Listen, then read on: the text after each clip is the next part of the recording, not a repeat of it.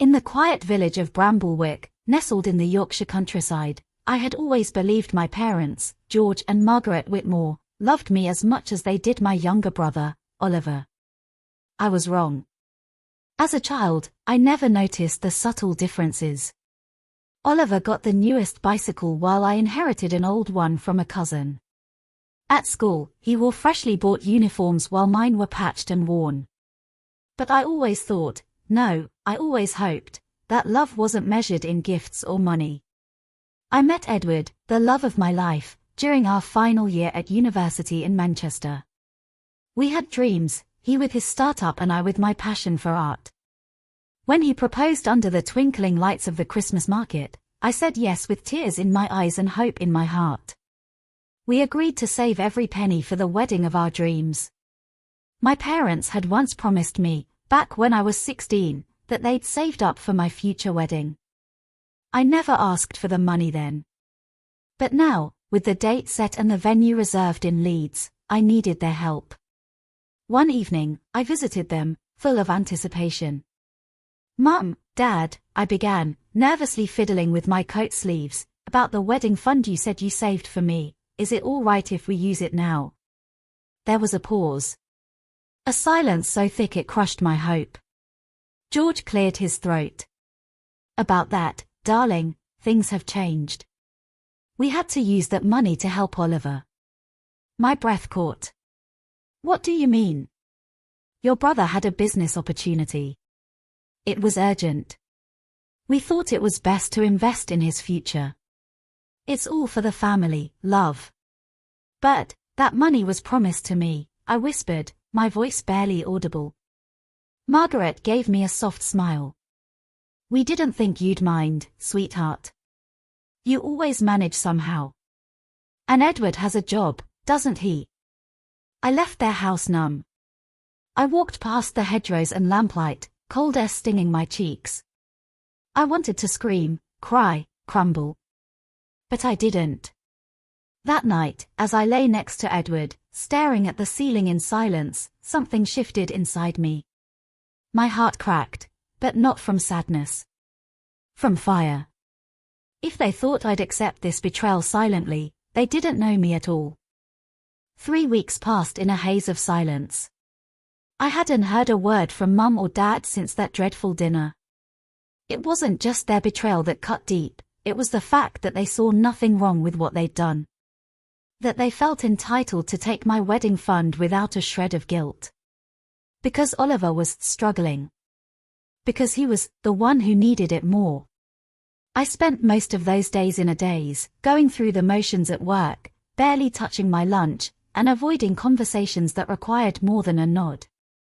My heart felt like a house burned down, still smoldering under the ashes of disappointment. Edward, bless him, tried to cheer me up with little things, cooking my favorite meals, leaving notes on the mirror, and pretending to forget that I had cancelled our venue. But I could see the pain in his eyes too. He was heartbroken, not just for himself, but for me. The pain turned to anger the moment I saw Oliver. I had gone to the market square in Leeds on a quiet Saturday morning, thinking some fresh air might clear my mind. I wasn't expecting to see him outside one of those new designer stores, laughing with a group of lads dressed like they had money to burn. Oliver stood in the center of it all, holding up a sleek leather wallet and showing it off like it was a trophy. For a second, I froze. My hands trembled. I wanted to march over and scream. Ask him how he could live so loudly while my future had been snatched away. But I didn't. I stood behind a pillar, watching. He looked so content. So unaware. So unbothered. That hurt more than anything. Back home, I collapsed onto the sofa. My thoughts were spinning, a storm with no end. Edward sat beside me quietly, until he finally said, "You're allowed to feel this. You don't have to be strong all the time." "I'm not trying to be strong," I murmured. "I'm trying to make sense of this. I did everything right. I planned, I worked hard, I never asked for anything. And they just took it. Like I didn't matter." He pulled me into his arms. You matter to me. Always have. Always will. That's when it began. An idea. Quiet at first. But growing, steady. Not revenge, no. I didn't want to ruin their lives. I just wanted them to feel what I felt.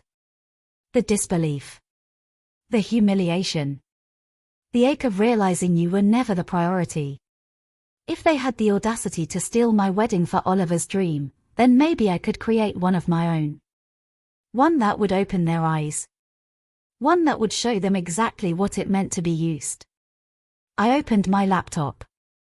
My old wedding spreadsheet was still there, dusty and neglected. I scrolled through the tabs: guest list, budget, caterers, seating charts. All frozen in time. Then I added something new. At the very top, in bold letters.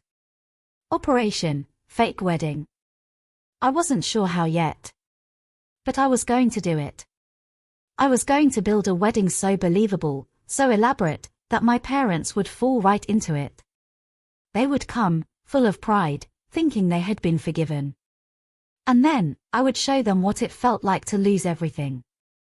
The first thing I did was book a venue. Not a real one. Just a decoy. There was an old manor house on the edge of the Yorkshire Dales, the kind you see on postcards, ivy crawling up the stone walls, a sweeping lawn, and high-arched windows.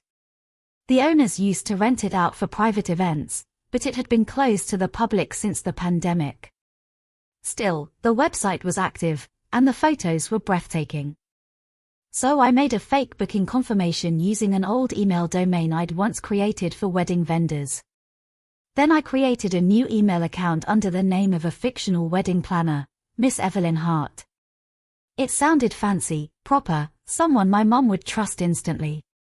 I set up a few social media pages too, filled with copied photos from real weddings around the UK, and a few carefully edited reviews. Within 2 days, Evelyn Hart had a believable digital footprint. I began sending emails to my parents, pretending to be Evelyn. The tone was polite but formal. Dear Mr. and Mrs. Fairchild, it's a pleasure working with your daughter Amelia. She's chosen a beautiful summer palette of soft lilac and champagne gold. We are delighted to host her ceremony on the 17th of June. I knew Mum would lap it up. Sure enough, she replied just an hour later. Thank you, Miss Hart. Please let Amelia know we're absolutely thrilled. We look forward to celebrating her special day. The audacity made my stomach twist. They were really going to walk into this wedding. Smiling. Wearing their best clothes. As if they hadn't stolen everything from me just weeks ago. Oliver didn't say a word. In fact, I started to believe he didn't even know what they'd done. That made it worse. They had protected him while letting me burn. Shielded him from the fallout. My parents were willing to sacrifice their daughter's dreams to elevate their son. But I wasn't going to let them get away with it. I rented a wedding dress. Not the one I had dreamed of, but one I knew would look perfect in pictures. Cream satin, simple and elegant. I hired a local photographer for a styled bridal shoot, pretending it was for an upcoming blog feature. He didn't need to know the truth. I stood in the middle of Temple Newsam Gardens, holding Edward's hand in the golden light, the camera clicking around us. The wind lifted my veil just enough to feel like a real bride again. For a moment, I almost believed it. We posed, smiled, kissed. The photographer called us beautiful. I saved every photo. They were the only proof I would ever have of a wedding that didn't exist. But I wasn't done. I printed invitations. Handwritten, cream cardstock, sealed with wax. My parents received theirs by post, first class. The moment I got a picture from Mum holding it with a caption that read, "So proud of our girl," I nearly threw my phone at the wall. They still had no idea. I wasn't sure if it made me sick, or satisfied. Edward watched me carefully those days. He didn't say much, just followed my lead. When I finally told him my plan, really told him. He stared at me in stunned silence. You're going to invite them to a wedding, and then what? I looked him straight in the eyes. I'm going to show them what betrayal feels like. 3 weeks before the wedding, everything was in motion. The fake planner, Evelyn, sent out a detailed timeline to my parents, complete with floral arrangements, seating charts, and a personalized note about the song I'd be walking down the aisle to, Canon in D, my mum's favorite. I wanted her invested. I wanted her to believe every detail. And she did. Mum forwarded the email to every one of her sisters and said, "It's going to be the wedding of the year." I imagined her sitting at the kitchen table, brimming with pride. If only she knew it was all smoke and mirrors. I spent my evenings rehearsing with Edward, not for a ceremony, but for the confrontation. We practiced every line, every moment. He would walk me in, I'd greet my guests, and then, once my parents were seated at the front, it would begin. "You don't think it's too cruel?" Edward asked me one night. I stared at my reflection, adjusting the neckline of the gown. "They deserve it." He didn't argue. 2 weeks before the big day, I began receiving wedding gifts. Not from friends, but from family. My aunt sent me a handcrafted photo frame, engraved with my name and Edward's. My cousin sent a personalized cookbook. Even Oliver, bless him, sent a card that read, "You'll be the most beautiful bride, sis. I'm sorry for everything." I stood there, holding that card in my hand, trembling. Did he know? Was that guilt, or pity? Whatever it was too late. The rehearsal dinner was scheduled for the Thursday before the wedding. I booked a small restaurant in Leeds and invited only family and Edward's closest friends. But the real reason for the dinner wasn't celebration, it was reconnaissance. I needed to look them all in the eye. My mum arrived in a peach chiffon dress, beaming as if nothing in the world could touch her. Dad followed, laughing loudly at his own jokes. They greeted Edward with overplayed enthusiasm, kissing my cheek like we hadn't been estranged for months. And when I looked into their eyes, I saw nothing. No shame. No regret. Only pride. They were proud of this wedding. Proud of what they believed they'd salvaged. They thought they were still the heroes of my story. I clenched my teeth as my mum raised her glass and said, "To Amelia and Edward, may your love be as strong as your father and I's." I nearly choked on my water. The dinner went on for 2 hours. And not once did they mention the missing fund. Not once did they apologize. It was as if it never happened. When the bill came, I paid for it quietly. Mum tried to protest. "Darling, let your father get this one." I looked her dead in the eyes. "No. You've paid enough, haven't you?" She froze, the smile slipping from her face. Dad shifted uncomfortably. Edward gently placed a hand on my shoulder, reminding me to breathe. But the message had been delivered. I walked out of the restaurant that night knowing the wedding was going to be the last chapter. The final page in the story they had written for me. And I would be the one holding the pen. The morning of the wedding arrived in a blanket of grey skies and the soft patter of spring rain. I stood at the window of my hired suite, watching droplets race each other down the glass. It was poetic, in a way, the storm before the reckoning. Evelyn, still perfectly in character as the planner, bustled about arranging flowers and triple-checking the non-existent guest list. Edward sat on the edge of the bed, staring at his shoes, silent but present. He had supported me through every twist of this plan, and though neither of us truly knew how today would end, we knew it had to happen. My phone buzzed. A message from Mum. "We're outside. Can't wait to see our little girl walk down the aisle." I almost laughed. My hands trembled as I set the phone down. I turned to Edward. "Are you ready?" I asked. He nodded once, then offered me his arm. The hall we rented was dressed as elegantly as any real venue. Ivory drapes, candles in tall glass cylinders, a string quartet tuning quietly in the corner, none of it real, yet all of it convincing. My cousin greeted me with tears in her eyes. She believed it too. Everyone did. That's what made it powerful. My parents entered like royalty. Mum wore a sapphire dress, the same one she had saved for my real wedding. Dad walked in behind her, puffed up with pride, shaking hands and cracking jokes. I watched them from behind a pillar, invisible for a moment longer. Then came my cue. The music swelled. Edward stepped forward, and I followed, gown flowing behind me, every eye turning my way. I smiled at the gasps, the quiet whispers, the awe. I walked down the aisle. But not to marry. I walked to begin the end. We stopped at the altar. The officiant, an actor, of course, welcomed everyone and spoke of love, trust, and family. My parents sat in the front row, beaming. Mum dabbed at her eyes with a lace handkerchief. Dad leaned in, whispering something to her, no doubt a joke about finally giving away their daughter. And then the music faded. Silence. I turned toward the guests, took a slow breath, and stepped forward.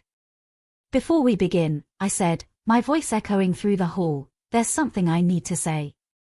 Edward moved aside. The officiant stepped back. I want to thank you all for coming, I continued. It means the world to me that you've come to witness this moment. But this, I gestured around the hall, isn't a wedding. Gasps echoed through the room.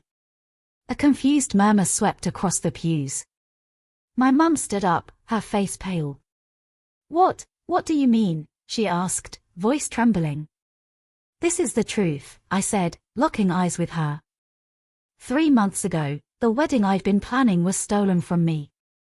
Not by a stranger. Not by fate. But by my own parents. People turned to look at her. They used the fund I had saved for this day, I said, voice steady, and gave it to my brother. For his startup. Without asking. Without even telling me. Mum's lips parted in horror. Dad stood up, his voice low, defensive. Amelia, not here. No. Especially here, I interrupted. You wanted a stage. Here it is. I turned to the crowd again. I built this entire event not to celebrate love, but to reveal betrayal. Because if I had said it quietly, you would have said I was being dramatic. Ungrateful. But now you see it, every detail, every petal, every chair, you see what they took from me. My voice cracked then. But I didn't stop. I needed to show you the wedding I never had. So you'd understand what was stolen. Silence hung in the air like a blade. My mum sank slowly into her chair, shaking her head. My dad's fists clenched. And then Oliver, bless him, stood up from the third row and said, clear as day. She's right. I never asked for that money. I told them not to do it. The room froze. I met his eyes. And I knew, this was my closure. The silence after Oliver's confession didn't last long. Whispers ignited across the hall like wildfire. Guests shifted in their seats, murmuring, eyes darting between me, my parents, and my brother. I stood still, hands clenched at my sides, the thudding of my heart loud in my ears. Mum stared at Oliver as if she'd never seen him before. Dad's expression was frozen, anger battling disbelief. I told you, Oliver said again, his voice steadier this time. I told you I didn't want it like this. You didn't stop it either, I replied, quieter, but cutting. He looked down. I turned back to the room, scanning the faces of people I once feared would judge me. But there was no judgment now. Just understanding, and something else. Admiration. For once, I had taken control. Evelyn stepped forward, clipboard in hand, but her eyes never left me. She gave me a subtle nod. Everything was ready. I took the microphone again. Today wasn't about revenge. It wasn't even about anger, I said. It was about truth. About making them see what they had refused to see. About reclaiming my voice in a family that tried to silence it. Mum opened her mouth to speak, but I raised a hand to stop her. I gave you everything, I said. I let you control my life, my future. And you repaid me with silence and secrets. She shook her head. You're twisting it, Amelia. We were trying to help. Help who? Me? Or your golden boy? I didn't shout. I didn't need to. Every word landed with the weight of a gavel. Dad stepped forward now, his tone defensive. You don't understand how hard it was. We thought we were doing what's best. No, I replied. You thought you could do what you wanted and I'd just smile through it. Like I always have. He opened his mouth. Then closed it. Because he knew I was right. Then I turned to the guests again. You were invited here under the impression that this was a celebration. And it still is. But not a celebration of marriage. I looked at Edward, who smiled gently. This is the celebration of choosing myself. Of walking away from people who only love me when it's convenient. Gasps. Applause. Even a few tears. Then I said the words I'd been holding for months. There will be no wedding today. Because I will not marry while I'm still shackled by guilt, debt, and obligation to people who never truly valued me. My cousin in the front row reached for my hand, eyes glossy. Evelyn gave a soft smile. I continued, if you came here for cake and champagne, you're welcome to stay. But if you came thinking this was the end of a fairytale, you were wrong. Mum broke then. Her voice cracked as she whispered, so what, Amelia? You're cutting us out. After everything. I stepped down from the stage, heels clicking softly on the floor, until I was face to face with her. No. I'm not cutting you out, I said, gently but firmly. I'm setting you aside. Because I can't grow in soil that keeps poisoning me. With that, I turned away. Edward walked beside me as the crowd began to clap. Not loud. Not wild. But slow, rhythmic. Respectful. And behind me, my parents didn't follow.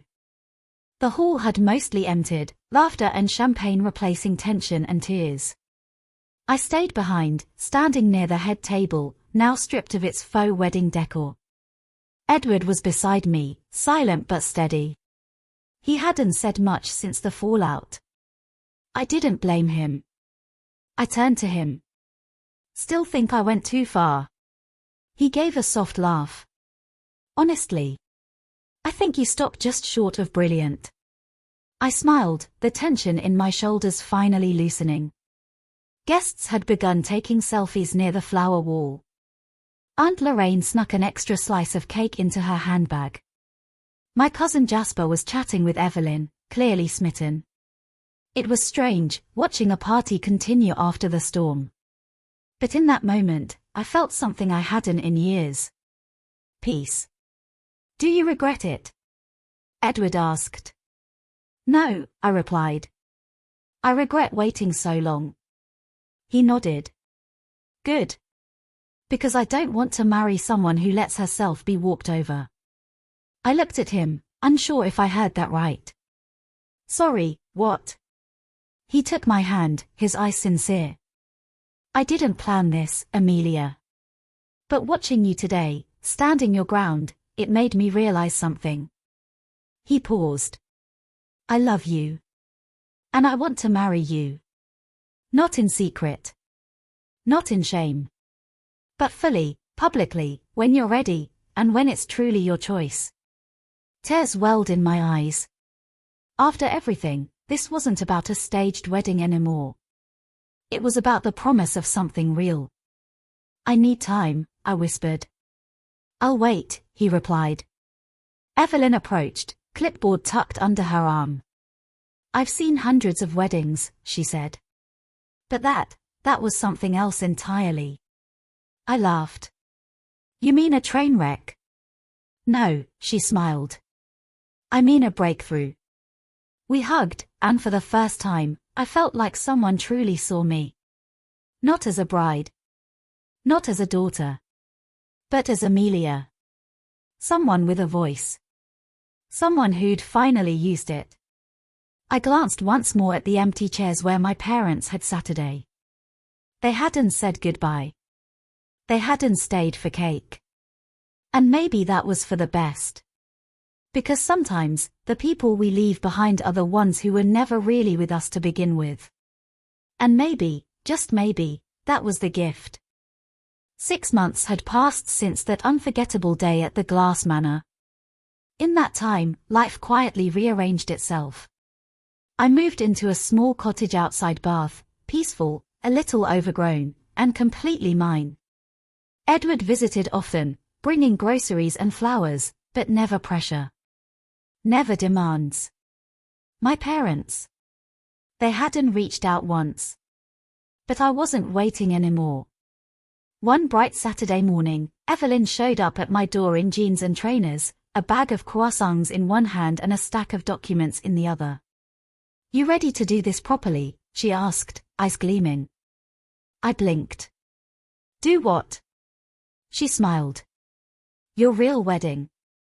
No games. Just truth. The idea terrified me more than the fake one ever had. But it also thrilled me.